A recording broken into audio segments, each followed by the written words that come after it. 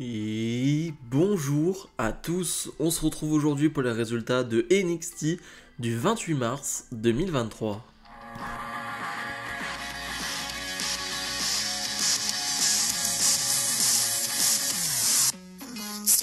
Comme d'habitude, on n'oublie pas de mettre le pouce vers le haut et de s'abonner. Le show NXT qui a été enregistré la semaine dernière, parce que oui, on est dans la semaine de NXT Stand and Deliver, c'est donc ce samedi à 19h. Et donc forcément on a enregistré le show la semaine dernière. Personnellement je n'ai vu aucun spoil, donc j'arrive sur ce show comme si c'était un show en direct. Voilà, je n'ai rien vu et c'est tant mieux. On débute donc ce show avec une Battle Royale pour déterminer qui sera bien, le 5e participant à ce match pour le titre nord-américain donc de Wesley. Dans ce match on a déjà Ilya Dragunov, on a JD McDonagh, Wesley donc, et on a aussi Dragon Lee. C'est du très lourd et on a cette Battle Royale qui est vraiment très bonne. Et pour le coup les Battle Royale c'est soit tout soit rien, c'est à dire que tu peux vite t'ennuyer. Et là pour le coup tu t'ennuies pas, il y a des éliminations assez rapidement et surtout il y a un rythme, il y a un vrai rythme dans ce combat, tu ne t'ennuies pas, les éliminations sont propres, les éliminations sont recherchées, les éliminations ne sont pas basiques, voilà, il y a un vrai travail, il y a une vraie recherche sur les éliminations, sur les histoires qu'on te raconte et qu'on t'a raconté sur les dernières semaines. Voilà, Dabba-Kato va éliminer Apollo Crews par exemple.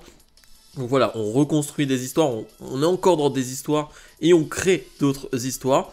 Donc franchement c'est une Battle Royale très très intéressante. Forcément, ce qu'on va retenir sur une Battle Royale c'est la fin.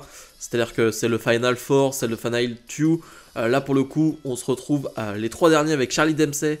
On a Nathan Fraser et Axiom. Et là ça va à 3000 à l'heure. Là ça va à 3000 à l'heure. Et en plus c'est 3 jeunes superstars. Je crois que c'est les 3 superstars qui ont moins de 30 ans. Et c'est du très haut niveau. Chacun dans son style différent. Alors Axiom et Nathan Fraser ça peut se ressembler. Mais Charlie Dempsey dans un style différent. Et ensuite on se retrouve donc avec Axiom face à Nathan Fraser. Et là c'est un match qu'on a déjà vu. Et c'est un match qu'on veut revoir en fait, c'est-à-dire qu'on ne se lasse pas de revoir ces deux sur le ring, c'est exceptionnel, les deux ça va à 3000 à l'heure, ça enchaîne, ça porte des grands coups, c'est impressionnant, vraiment c'est impressionnant, c'est finalement Axiom qui va remporter ce match, qui rejoint donc les 4 autres participants que je vous ai nommés juste avant. Match de fou, voilà, match de fou, mes pronostics pour NXT Stand and Deliver ce sera ce vendredi, clairement. C'est pas un spoiler, mais ce match-là fait partie des matchs que j'attends le plus de ce week-end WrestleMania. Tyler Bate fait face à Von Wagner, un match qui va durer un peu moins de 5 minutes. Tyler Bate qui se fait ultra dominer en début de combat, mais qui va vite revenir dans le match. Ce que j'aime beaucoup, c'est l'entente avec la Chase University, l'entente de Tyler Bate avec Tia Hale, avec Duke Hudson, avec Andre Chase. D'ailleurs, j'ai vu pas mal de gens se plaindre du booking de Tyler Bate. Le fait de le voir avec la Chase University, ça gêne beaucoup de monde. Et beaucoup aimeraient le voir dans un sujet plus sérieux, dans un caractère plus sérieux. Honnêtement, moi ça me pose aucun problème. Au contraire, je trouve que c'est une très bonne idée. Tyler Bate est un fantastique catcheur, mais c'est clair qu'il manque de caractère, il manque de personnalité. Le mettre avec la Chase University, moi je trouve que c'est une très très bonne chose. Et depuis qu'il est dedans, je trouve que ça match plutôt bien. Donc là, ça match plutôt bien parce que Duke Hudson va l'aider à l'extérieur du ring. Tia Hale va s'occuper de Robert Stone qui accompagne comme d'habitude Von Wagner.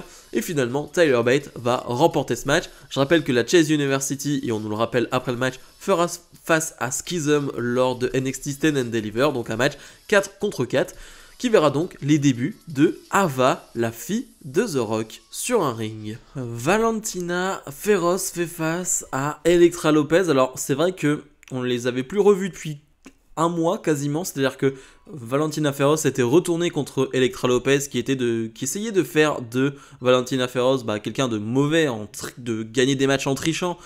Voilà, ce qui n'était pas au goût de Valentina Feroz. Donc on a ce match maintenant. J'ai rien à dire sur le combat malheureusement parce que ça va durer 2 minutes. Un combat que va remporter rapidement et facilement Elektra Lopez. Un peu déçu, je l'avoue, moi je comprends toujours pas l'intérêt de donner des victoires à Elektra Lopez. Je pense que Valentina Feroz a un peu plus de talent et un peu plus d'avenir qu'une Elektra Lopez, mais en tout cas, voilà, je ne sais pas où ça va mener tout ça honnêtement.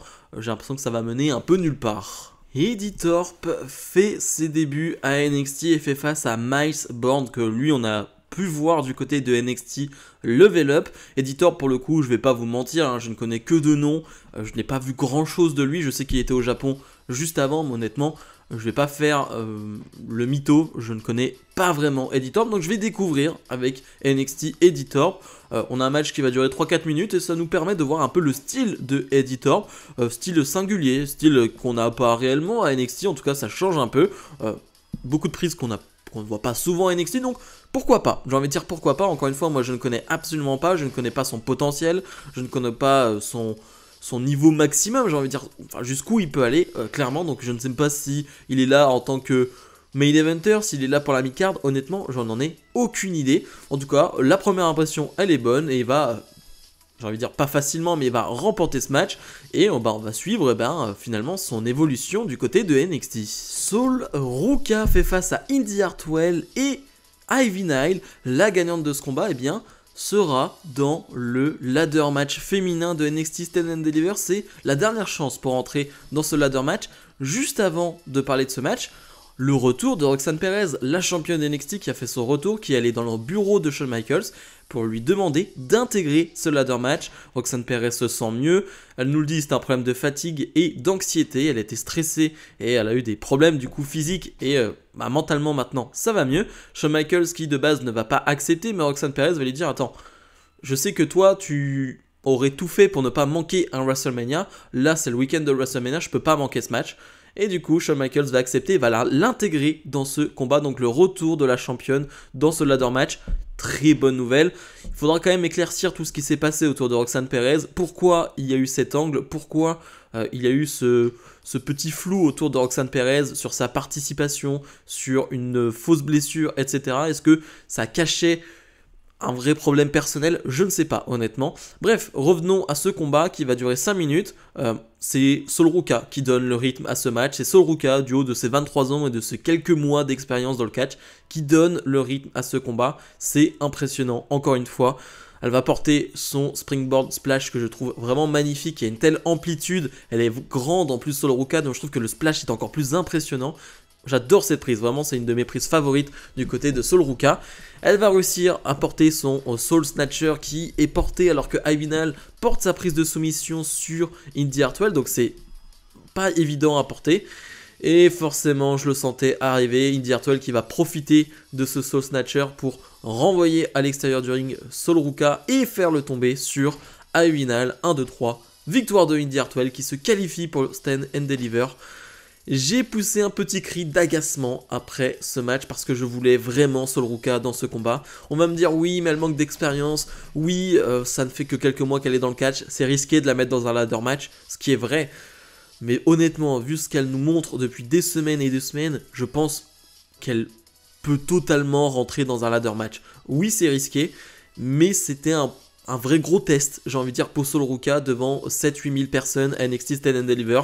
Et non, on choisit la solution de facilité, on nous remet Indi Hartwell. Je n'ai rien contre Indi Hartwell, mais on n'en peut plus. À NXT, Indi Hartwell, c'est mort, c'est fini, on n'en peut plus, on la met partout. Dès qu'il y a un spot qui est un peu vide, on ne sait pas qui mettre, on met Indi Hartwell, ça va mener nulle part, ça ne va mener à rien, mais on met Indi Hartwell parce qu'elle est appréciée, parce que c'est une valeur sûre. Mais là, franchement, pour moi, c'était l'heure de Sol Ruka, donc je suis vraiment déçu. Hank Walker fait face à Drew Gulak, le maître face à son ancien élève, un match qui va durer 5-6 minutes, c'est un vrai bon match pour le coup. Clairement, il y a un gros changement depuis que Hank Walker est passé du côté sous la main, j'ai envie de dire, de Drew Gulak. C'est-à-dire qu'on avait un Hank Walker qui avait un côté très brut, très, j'ai envie de dire, basique. Voilà, il n'avait pas les bases d'un catcheur. Je parle en termes de storyline, parce que voilà, c'était ça la storyline, c'est un ancien garde du corps, donc voilà, il n'avait pas les bases là, donc c'était pas hyper intéressant sur le ring. Mais là, depuis qu'il est passé avec Drew Gulak, eh bien, dans son arsenal de prise, eh bien, on voit plus de choses techniques, on voit des enchaînements très techniques au sol. Là, même face à Drew Gulak, qui est un expert dans ce domaine-là, eh ben, il se fait pas larguer. Donc là, c'est hyper intéressant. Pour le coup, ce Hank Walker-là, qui a ce physique un peu d'ours et qui, en même temps, enchaîne les prises hyper techniques grâce à l'enseignement d'un Drew Gulak, ça, c'est hyper intéressant. Là, pour le coup, ça m'intéresse. Finalement, on va avoir une intervention de donc Charlie Dempsey et donc Drew Gulak va en profiter pour porter un roll-up gagnant sur Hank Walker. J'espère que Charlie Dempsey et Drew Gulak vont se retrouver rapidement dans la division par équipe parce que ça c'est une équipe qui m'intéresse. Mais ouais, comme je le disais, cette évolution de Hank Walker, elle m'intéresse beaucoup et j'ai envie d'en voir plus. Brooks et Johnson font face à Tony D'Angelo et Stacks. Si Brooks et Johnson gagnent ce match, ils sont rajoutés au combat par équipe de NXT Stand and Deliver, qui ne serait pas un match à 3 équipes, mais qui serait donc un match à 4 équipes. Un combat qui va durer 8-9 minutes. C'est un bon combat par équipe. Je trouve que Stacks et Tony D'Angelo, en équipe, alors on sait que c'est une famille, voilà, maintenant on le sait, et ils sont très solidaires. C'est ce que j'aime beaucoup d'ailleurs, parce que on a vu Tony D'Angelo qui, à plusieurs reprises, a jeté des membres de son clan et a été dur avec les membres de son clan, mais là pour le coup il y a un vrai lien qui s'est tissé avec Stacks et ça je trouve ça hyper intéressant en termes de storyline. Et donc ouais, sur le ring ça match plutôt bien et finalement c'est Tony D'Angelo et Stacks qui vont remporter ce match. Donc Brooks et Johnson pas rajoutés au combat, j'ai envie de dire tant mieux. Voilà, si on rajoutait à chaque fois, chaque semaine des équipes, à chaque fois des noms etc sur chaque match, ça m'aurait un peu agacé, mais j'ai envie de dire le plus intéressant c'est l'après-match avec finalement Fallon Henley qui va venir avec sa partenaire, donc Kiana James, les deux championnes par équipe, parce que voilà, il y a des choses à dire, c'est-à-dire que Fallon Henley elle a découvert, elle pense avoir découvert que Kiana James, elle sort déjà avec quelqu'un et Kiana James, elle flirte justement avec Brooks. Non, finalement Kiana James va juste embrasser Brooks, donc semblerait que Kiana James n'a pas de petite amie, alors on ne sait pas. Fallon Henley a l'air très surprise. On ne sait pas où ça va mener. Je pense que ça va mener à une trahison à un moment donné, on ne sait pas quand, voilà, mais ça va mener à une trahison. Pour le coup, on a l'impression qu'elle joue sur 2 tableaux, mais on verra bien en tout cas. Mais je trouve ça hyper intéressant. Encore une fois, c'est léger, mais je trouve ça sympathique. Et dans le segment Main Event, on retrouve Grayson Waller. Grayson Waller qui est sur le ring, mais qui est accompagné surtout de beaucoup de gardes, beaucoup d'agents de sécurité, parce que voilà, il est en guerre contre Johnny Gargano et c'est un peu un gros bordel entre les deux. Justement, il va nous en parler, donc Grayson Waller, en nous disant qu'il y a 2 ans, il a fait finalement son arrivée à NXT et un peu comme tous ceux de NXT 2.0, il voulait être aimé, il voulait être apprécié par les fans. Et que finalement, il y a eu donc ce match War Games où il était avec les superstars d'NXT 2.0 et il a eu son moment viral. Il a sauté au-dessus de la cage et il s'est dit ok, j'ai mon moment viral, j'ai mon moment à moi, maintenant c'est mon moment de briller. Et finalement, après ce match, tout le monde parlait, après ce War Games, tout le monde parlait de Johnny Wrestling. Donc ça m'a énervé. Donc quand j'ai appris que tu allais avoir un match, etc., quand j'ai appris que tu allais finalement t'en aller, ouais, ça m'a énervé, je me suis occupé de toi et grâce à toi finalement, grâce à cette attaque, j'ai été mis dans pas dans la title picture, mais j'ai été mis en avant du côté de NXT sur les 15 derniers mois. Donc je te remercie pour ça, Johnny Gargano. Et il va le dire, mais finalement, la vérité c'est que certes, on ne sera pas dans le main event. Johnny Gargano contre Grayson Waller sera pas le main event, mais c'est un match hyper important et finalement je suis ton golden ticket, je suis ton ticket d'or parce que tu me supplies presque pour avoir ce match à NXT Stand and Deliver et dans la storyline ça fait totalement sens, c'est-à-dire que réellement pour ce week-end WrestleMania, Grayson Waller est le golden ticket de Johnny Gargano. Sinon, Johnny Gargano n'aurait pas eu de match à NXT Stand and Deliver et n'a pas de match à WrestleMania. Donc dans la storyline, ça fait plutôt sens. Bref, finalement, on se rend compte que Johnny Gargano était l'un des caméramans. Johnny Gargano va sauter sur Grayson Waller et va s'en suivre une grosse brawl. Bon, là, il y a 15 agents de sécurité. Vraiment, c'est un gros bordel. Les deux vont continuer de s'en mettre plein la tête. C'est un bordel et le show s'arrête là-dessus. C'était cool, honnêtement, de s'arrêter là-dessus. Alors, j'aurais peut-être aimé qu'on termine sur un Bron Breakker Carmelo Hayes. Bon, c'est un segment qu'on a déjà eu la semaine dernière, mais c'est vrai que voilà, j'aurais aimé peut-être une petite brawl entre les deux. On a décidé de ne pas avoir de physicalité entre Bron Breakker et Carmelo Hayes. J'ai envie de dire pourquoi pas. C'est vrai qu'on n'a jamais eu vraiment de physicalité entre les deux. Et on va l'avoir seulement à NXT Stand and Deliver. C'est un choix qui a été fait. Et j'ai envie de dire pourquoi pas. Bilan de ce NXT.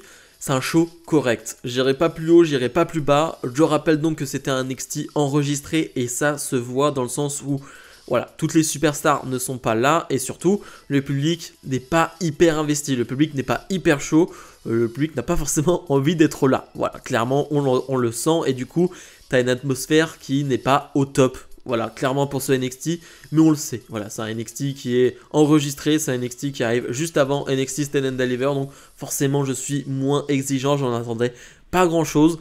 J'attendais une Sol Ruka qualifiée, forcément pour ce ladder match, et elle n'est pas qualifiée, donc franchement c'est ma grosse déception de la soirée, je m'en suis pas remis. Dès que Sol Ruka a perdu, j'ai du mal à me remettre dans ce NXT parce que je voulais vraiment Ruka dans ce ladder match. Donc vraiment grosse déception pour le coup, mais sinon c'était un NXT correct, on a eu des bons combats, des segments plutôt, j'ai envie de dire, honnêtes, mais rien d'exceptionnel. La Battle Royale était sympa, surtout la fin.